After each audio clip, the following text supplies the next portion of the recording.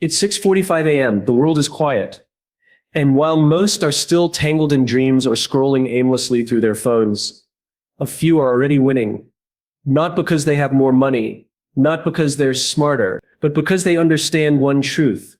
The way you start your morning is the way you live your life. We live in a world that doesn't wait.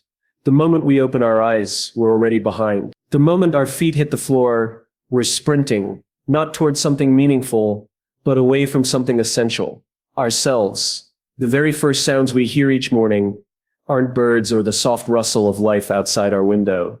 They're alerts, pings, headlines, tasks. The world races to grab our attention before we even remember who we are. But what if, just for a moment, we refuse to be caught up in that race? What if we chose stillness before the world could choose for us? This isn't about being passive. It's about power.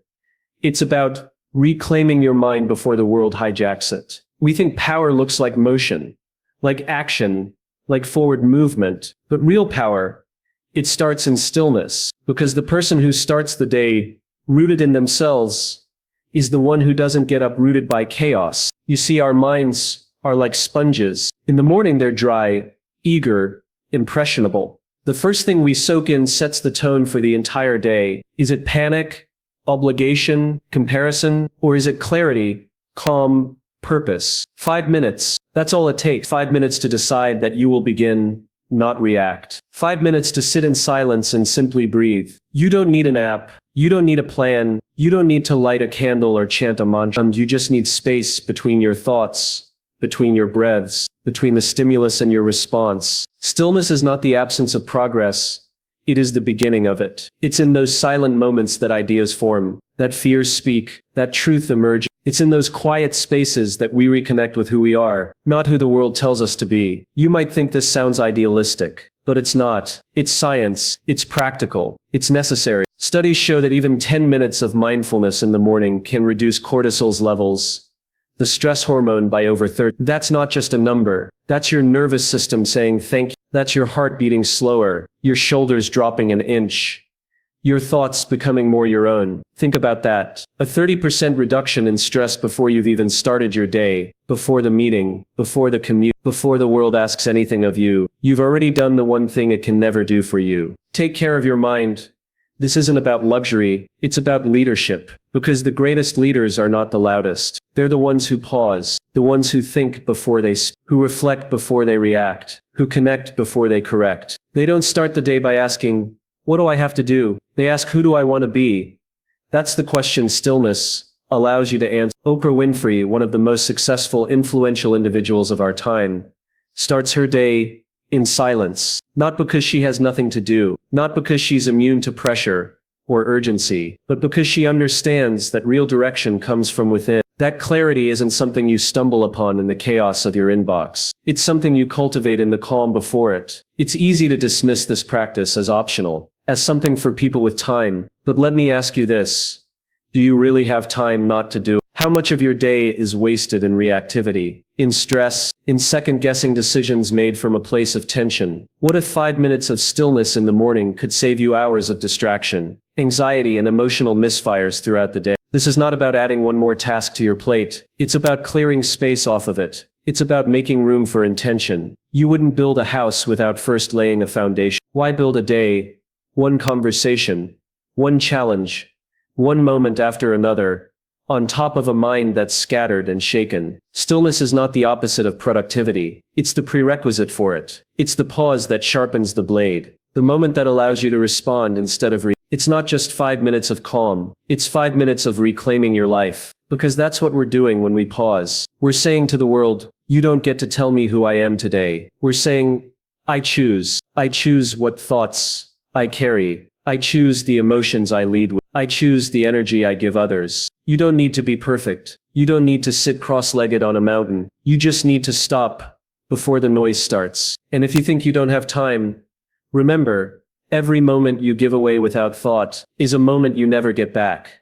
So take the moment. Take the breath. Start small. Start where you are. And keep showing up for yourself before the world shows up at your door. Because when you start with stillness, you don't just reclaim your morning, you reclaim your power. We often wait for inspiration to strike before we act. We wait for motivation to get us moving. But what if we've been looking at it backwards all along? What if movement is what creates that motivation? What if your breakthrough isn't sitting quietly in your mind, but waiting in the rhythm of your footsteps, in the rush of your heartbeat, in the sweat on your brow? This isn't about chasing the perfect physique. It's not about chasing abs or counting calories. It's about waking up the part of you that's been dormant. Because when you move your body, you're not just firing up your muscles, you're igniting your spirit. Motion creates emotion. That's not just a catchy phrase, it's a biological truth. Your physiology is hardwired to affect your psychology. A 20-minute walk can pull you out of a mental fog. A quick stretch can shift your entire state. A few minutes of deliberate conscious movement can turn self-doubt into clarity, hesitation into momentum, and fear into drive. Think about that. Think about what happens when you slouch versus when you stand tall. Posture alone can change the chemicals in your brain. Movement isn't optional, it's foundational. You weren't designed to stay still. You were built to move, to act, to take the first step even when you're not sure where it leads. Because once you move, clarity begins to form. Confidence starts to rise. That's how leaders are born, not in stillness, but in movement. Let me tell you about James. He was like a lot of alarm goes off. Snooze. Again, snooze. He'd drag himself out of bed just in time to stumble into work half awake. He didn't hate his job. He just didn't feel alive. Then one day, something shifted. He committed to just 10 minutes of jump rope each morning. That's it. No fancy gym, no personal trainer, just a rope, a rhythm, and a decision. Within days, he felt different. Within 2 weeks, his energy was undeniable. And within a month, he was promoted, not because of the jump rope, but because of what those 10 minutes represented. Ownership, intention, momentum. See, it's not about the exercise. It's about what happens through the exercise. James started showing up to meetings with a spark in his eyes. He contributed more. He connected more. People noticed. Because when you change your state, you change how the world sees you. And more importantly, how you see you. So ask yourself, are you waiting to feel ready? Or are you ready to move and become ready? Because the first step isn't about knowing everything. It's about feeling something. Move your body and watch what else starts to move in your life. Most people wake up each day and immediately dive into the chaos. Notifications, emails, urgencies that aren't even theirs. It's like showing up to a battlefield with no armor, no strategy, no purpose, and they wonder why they feel lost, drained, and constantly behind. But there's a better way, a more powerful way, a way that starts not with action, but with awareness. You see, we all have goals. We all carry dreams that flicker like a fire inside of us. But fire, left alone, fades. It dies without fuel. And that fuel is direction, intention, clarity. Without it, your dreams don't disappear because they're impossible. They disappear because you didn't give them a map. Imagine this, just 10 minutes every morning. 10 minutes, not to scroll, not to react, but to lead. With a pen, with purpose. You don't need to write essays or manifestos, just truth. Simple, raw truth. Ask yourself, what are 3 things I must accomplish today? Not a wish list, not what would be nice, but what must get done. These are the non-negotiables, the stepping stones towards something greater. Then ask, what am I grateful for right now? Because if you can't see the beauty in your present, you'll be blind to the potential of your future. Gratitude grounds us. It silences the noise and shifts our focus from scarcity to abundance. It reminds us that even in the midst of chaos, there is still good. And when you operate from that space, everything changes. And finally, ask the question that cuts deeper than any to-do list. Who do I need to become to live the life I want? That's not just reflection. It's identity work. Because success isn't about doing more. It's about becoming more, becoming disciplined, becoming courageous, becoming the kind of person your dreams require. Writing these thoughts down isn't just a morning ritual. It's a declaration. It's telling the world, and more importantly yourself, that today won't run you. You will run it. And the science backs this up. A Harvard study found that people who write down their goals are 42% more likely to achieve them. That's not just a statistic. That's transformation. That's the difference between someday and today. Think about that for a moment. What if, over time, those 10 minutes became the foundation of a life by design instead of default? What if the life you're chasing isn't far off, but simply hidden beneath the clutter of unintentional living? This is your invitation, not to change the world overnight, but to start leading it. One word, one page, one clear intention at a time. Don't let the day dictate your life. Take the pen back. You've had it all along. Fueling your body is not just about health, it's about legacy. It's about deciding every single morning whether you're going to operate like a clunky old engine, coughing up smoke, or a finely tuned Formula One machine ready to break records. The truth is, what you eat is not just a personal choice. It's a leadership decision. When you walk into that office, that classroom, that boardroom, people don't just need your presence. They need your focus, your clarity, your resilience. And all of that begins with what you put in your mouth when the day begins. We've all seen it. Someone slams a sugary pastry, chases it with coffee, and within an hour they're jittery, irritable, unfocused. That's not fuel. That's sabotage. It's lighting a match in a gas tank and hoping it drives you forward. The science backs it up. Within 90 minutes of a high-sugar meal, your brain begins to slow, your focus begins to slip, and your emotional resilience, the thing that keeps you calm when the heat is on, starts to fade. You might still be sitting in your chair, but the best parts of you have already checked out. Now picture this, a CEO I used to work with, responsible for hundreds of lives and millions of dollars, began every day with the same breakfast: eggs, avocado, and a green smoothie. Not because he was on some trendy health kick, but because he understood the value of consistency, of removing one more decision from his morning, of fueling his body with the kind of nourishment that didn't just energize him, but anchored him. That breakfast was a quiet ritual of intention. It said, I care enough about who I serve to care about how I start my day.